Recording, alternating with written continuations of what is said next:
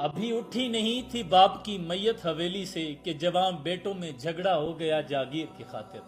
बड़े शिकस्ता दिल के साथ कहना पड़ रहा है कि हम एक ऐसे मटेरियलिस्टिक मादा परस्ती के दौर में दाखिल हो चुके हैं कि अब हमारे अंदर, हमारे दिलों में दर्द का एहसास और मॉरल वैल्यूज सिरे से नापैद हो चुकी हैं। अल्लामा इब्ने क़य्यिम रहमतुल्लाह अलैह फरमाते हैं कि अगर मैं किसी शख्स की दाढ़ी से शराब की कतरे भी टपकते हुए देख लूं तो मैं ये गुमान करूंगा कि इसने खुद नहीं पी थी, किसी ने इसके चेहरे पर उंडेल दी थी।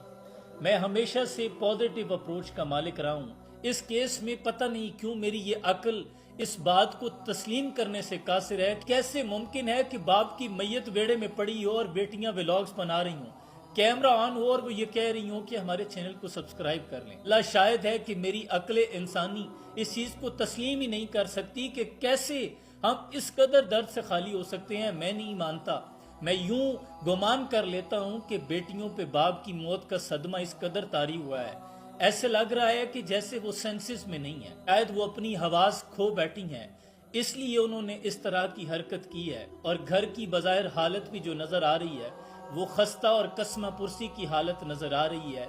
और बेटियों की भी जो हालत है, ऐसे लगता है कि कोई गहरे गम से गुजरी हैं। ये तो हो गया इस वाक़े का मस्बत पहलू और हमारा हुस्न ज़न।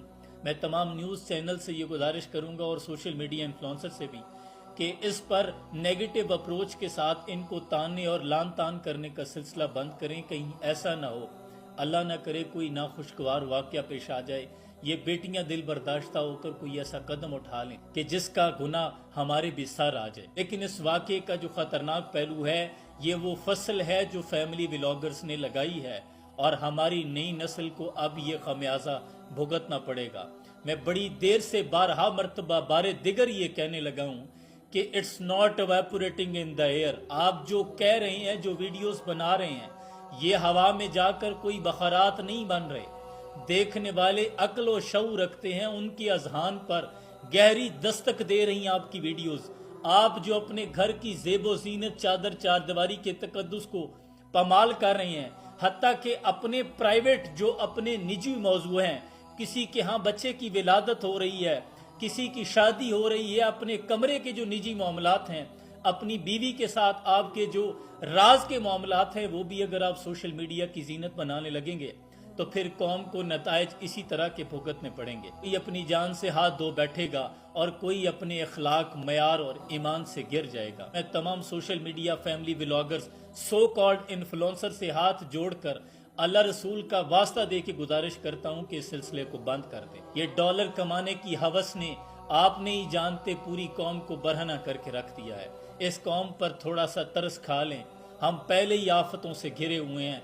अल्लाह के अजाब को मजीद दावत ना दें और इस आने वाली नस्ल पे थोड़ा सा रहम खाएं और इनको बताएं कि ये मेहनत करके कुछ आगे आए। ये जो शॉर्टकट के रास्ते पे चल पड़े हैं, ये आपके देखा देखी कई घर उजड़ते चले जा रहे हैं। इस पर थोड़ा सा रहम खाएं और इदारों से ये दरख्वास्त करूंगा कि फैमिली व्लॉगर्स के खिलाफ थोड़ा सा घेरा तंग करें, ताकि नई नस्लों की जो जहन साजी की जा रही है, ये बहुत खतरनाक हद तक बढ़ रही है।